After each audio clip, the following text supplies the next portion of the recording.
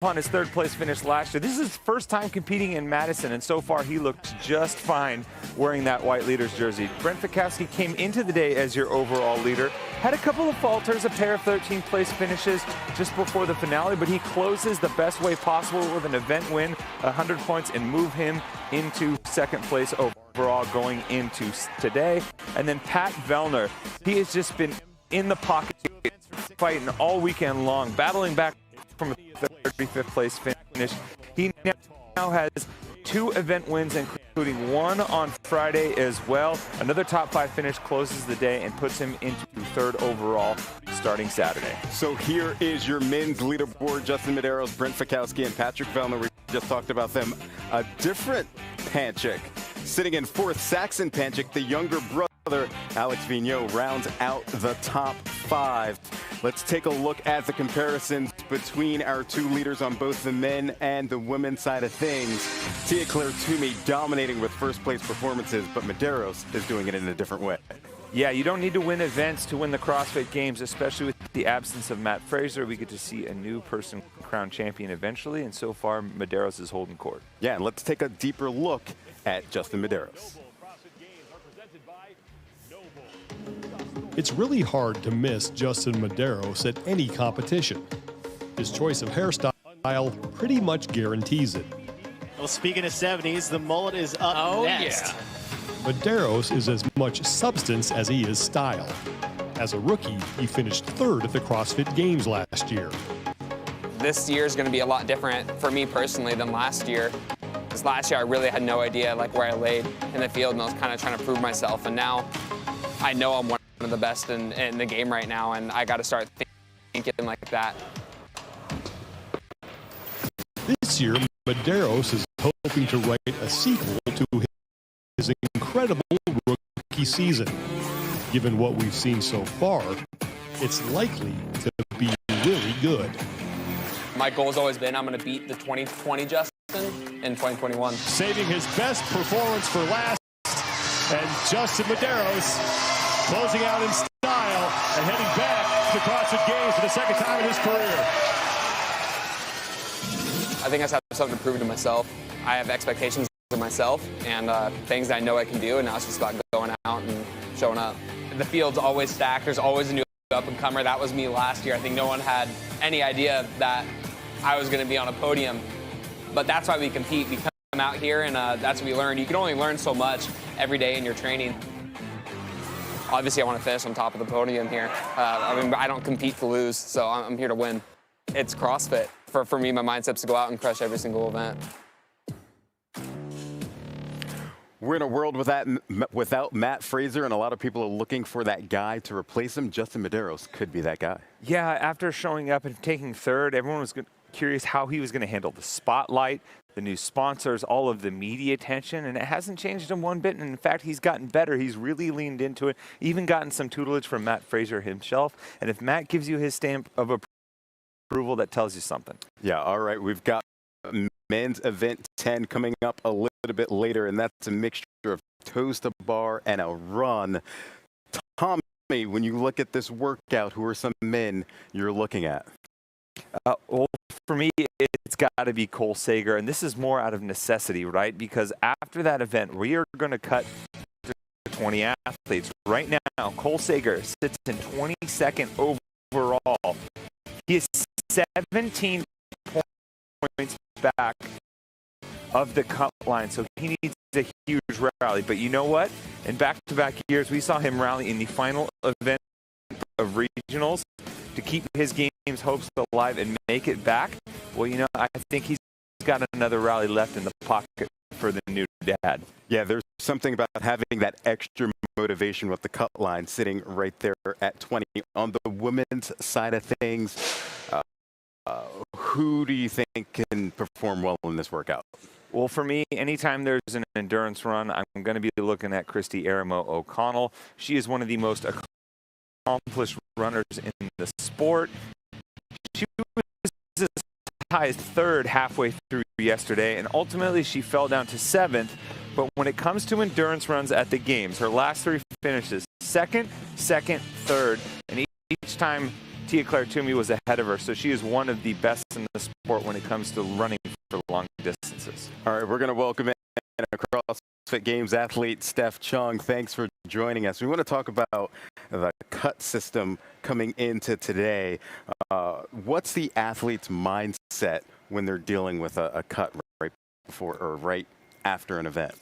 Absolutely. Well, there's only one event left for that cut, so a lot of the work has been done already, but for athletes, any of them who are just on the cusp or a couple points away from making that top 20, they really have to sell it on this workout. They have to kind of push that run, push those toes to bar. Yeah, I was going to say, you know, the event that they have to basically determine their fate with is 90 total toes to bar, 3 miles of running kind of broken up. Is there one in particular that you would maybe change up strategy-wise? Well, you know, I think it depends on the athlete. It depends on what their strengths are. They definitely have to play to those, but they might also have to take some chances. You know, they've done a lot of running already. The 1.5 miles is a long stretch, but they might have to push the pace from the beginning, really try to dig deep in the middle. And on those toes to bar, you know, if that's a strength for them, typically, they might want to try to go unbroken. You know, they are big sets, there are large numbers, but there's really nothing to lose. Most of the time we'll see like a minimum work requirement within a workout. With the addition of the cut line, is there a different approach for an athlete? Yeah, absolutely. So I remember in 2018 at the games when I was competing, there were minimum work requirements, and the mentality really was kind of just you against you. You had to be fit enough to finish the work, and it really didn't matter, I guess, what the rest of the field did. But with those cuts, you know, it's really tough. It's really the athlete against the rest of the field, and you have to be good enough on that leaderboard to make the final cut, no matter if you're performing your best or not. Awesome. Thank you, Steph, for doing this. Thanks for having you, or appreciate having you on. Yeah, thanks for having me. All right, let's look ahead at the schedule for the rest of the day. Coming up next, we have team events 8 and 9, followed by our individual events. We'll finish things off at 3:40 p.m. with individual event 12. And then let's check out how to watch all of today's competition. You've got CrossFit Games website, you've got YouTube, you've got Facebook, Twitch, Pluto, and of course, starting at 11 p.m., you've got us on the CBS Sports Network. Now, let's look ahead to Sunday. Again, you got CBS from 2 p.m. to 4 p.m. on CBS Television Network. Now, there's a ton of things to eat if you're walking around the campus, and that's one of the best parts, right, Tommy? Oh, absolutely. I mean, a lot of people are here on vacation, so maybe time to explore a little bit and see what the local fare is. Yeah, we're going to leave you with this. Jamie Hygia got the privilege to do that for us, and she had a good time.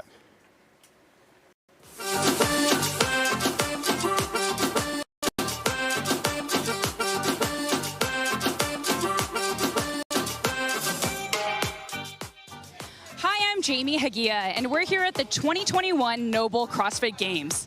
Fitness and nutrition go hand in hand, so we're right outside of the Whoop, North Park, about to sample a variety of the food and beverages here. I'm going to start my day off with a coffee. I'm here with Kate Sirianni from Crescendo Coffee. And Kate, can you tell me what you would recommend? I would recommend the Wad Slayer. Wad Slayer, what does that consist of?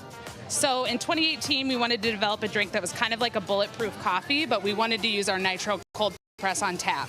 So we use heavy whipping cream instead of butter, and then MCT oil instead of coconut oil. Perfect. I'm super excited to try it. Yeah, it's going to be great.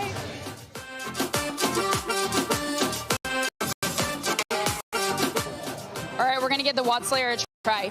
Cheers.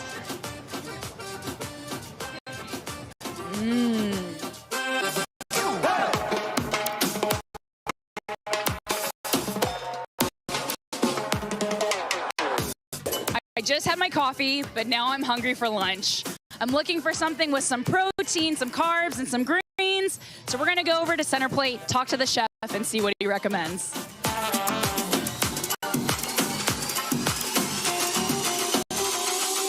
I'm with Chef Derek at Center Plate, and it clearly is very popular. It looks delicious. What do you recommend? The burrito bowl with the beef barbacoa. Okay, I'm excited to try that.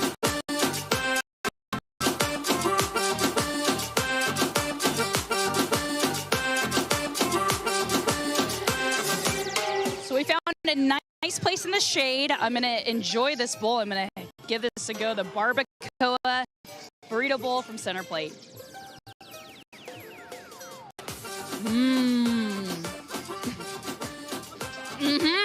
Oh, good.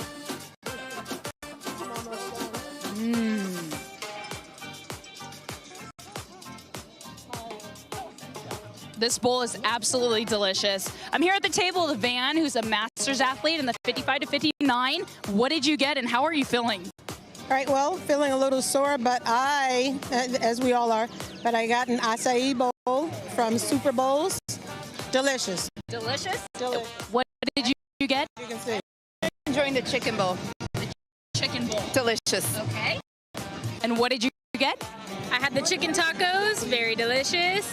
The strawberry feta salad with chicken on top from Toast. I have a warrior bowl here from the acai place. It's delicious. I love it. The food here is so good. Do you guys have anything else you recommend? Do not leave without trying the cheese curds. The best. Okay, I've only heard good things. Let's go get them right now.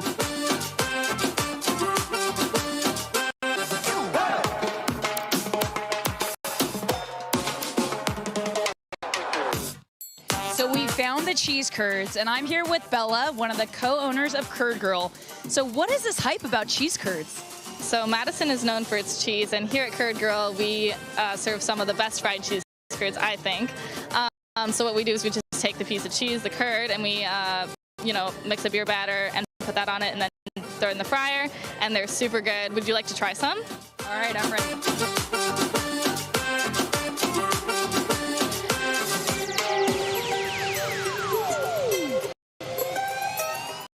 All right, I got those curds ready for you. Thank you.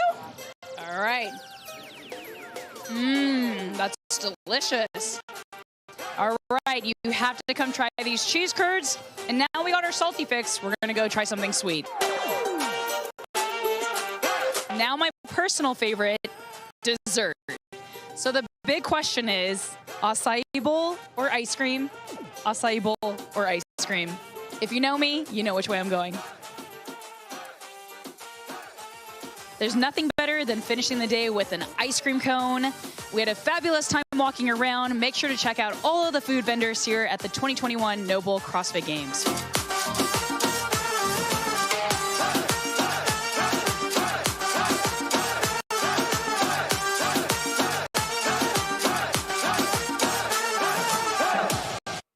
Okay, we got a really cool one for you guys this morning that I'm excited about. It's one of my favorites. 4 rounds, each round on a 4-minute timer. 3, 2, 1, go. 15 cal assault bike, swim the length of the pool, 10 GHDs, 10 slam balls, sprint across the finish.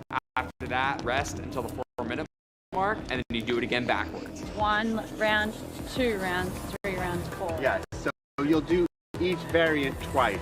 Outdoors, new test, unique test. I'm very excited the way it's going to start off today. We definitely were having a bit of a laugh before the workout. Haley is all into TikTok. Kat and I were like, well, you know what, girl? We can do a few little TikTok dances ourselves. But apparently we are old and we don't really know the moves. No, I haven't seen anyone post that dance in so long. That's like 5 months ago. We are underway. Now here's the key. They will not know their cumulative time throughout the event. And their coaches aren't there to help them out with that. There's so many different elements that this might not be a swim workout. You got to send it on the bike, but you got to hold back just a tiny bit, and that's kind of, what I did. So I think I was like the last one or the second to last one to dive in the water. Okay, I'm way behind. I need to hurry up. And Tia Toomey's actually going to be the last into the water here. I was still on the bike and everyone had gotten off the bike and jumped into the water, and they're like 20 meters in front of me, and I was like, uh-oh. I went out way too slow in my first attempt. The best swimmers need to take advantage of the hardest part of this event, which is that straight 50-meter swim down the pool. Noah Olson and Sam Quant, the first two out of the pool, onto their GHDs. They have to do 10 of these and then 10 slam balls. And when you look at GHDs and an assault bike, how often do you see anyone have the ability to work out with those at the pool? The med ball slam was probably one of the hardest parts of that workout, just because you would come out of the water soaking wet and you could not hold on to the slam ball.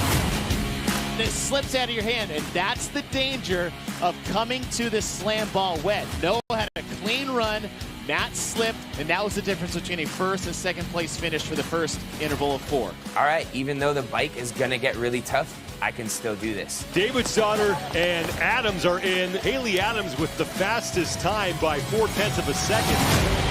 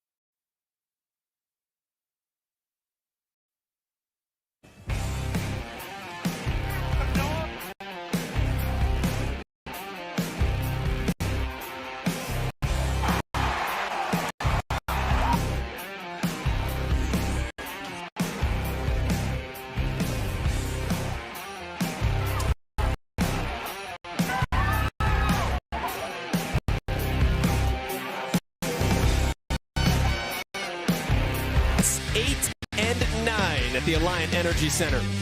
Amanda Krenz is down on the field. She is the 2009 CrossFit Games champion. Joel Godet set to kick off the team's back-to-back events to start off back-to-back days for these nights. So CrossFit Mayhem actually is now second in team event number 6. It cost them 3 points in the overall standings. Decorum CrossFit trying to make a push in their games debut for a top 10 finish. The Ohio Brutes, as they're called, in 11th overall. There will be cuts. The top 20 will advance at some point during the day today. So these 10 teams are in a perilous situation. You know, we often talk about the evolution of CrossFit as a sport, and that's really evident with these team standings. We have 8 international teams that are in the top 10 right now. So we'll look back at history. We'll show you that in the Affiliate Cup history, 2011, CrossFit Tyrannus took 3rd, and then in 2016, CrossFit Yaz took 3rd. You can see these flags flying here at North Park. This is just showcasing the diversity of this community and the fact that it's celebrated. And again, the fact that this is a global community that's becoming more diverse every year. Joel and Tanya. Amanda, thank you. 42 teams represented across the CrossFit Games as well, as we take. And team event number 8 is going to be, as a team, these athletes are going to run 1.5 miles together, and then they're going to come in and they're going to do a lot of walking on their hands. और जिस रूप में इसको convert करने की कोशिश की गई उसको लेकर उन्हें कुछ संदेह है और इस वीडियो रेफरल के बाद एक निश्चित रूप से लगातार 2-2 पेनल्टी कॉर्नर अर्जेंटीना के पक्ष में आना भारत के लिए एक दबाव की स्थिति उससे पैदा जरूर होती है, लेकिन एक बात तो है कि अभी तक Bharat for the ladies and for the men. Talked about that cut line. Right now, CrossFit Invictus working their way up the leaderboard, now in 21st. They need to have 2 solid events here if they want to even see their games continue. They are just outside in that 21st position by 8 points. Backcountry Black, the team they're immediately chasing, there is that 8-point differential. And they're sitting in 20th, so a lot of pressure on them of how well they can execute. During this run, they'll see exactly where they are in the standings because everyone's out there. But once they get to those back squats, man, it's a free-for-all. They will not be able to have any idea what the other teams are doing. So standings matter here. We did have cuts last night. We dropped 7 teams off coming into today, and we did see a flip on the event before the cuts where someone on the outside, Blueprint, did jump in. So keep an eye on the jockeying for those standings. And you can see Invictus is out towards the front here right off the top. And that's it, you know, when they're all out there running together. We've seen team runs in the past, and really the only thing that they have to do is hold that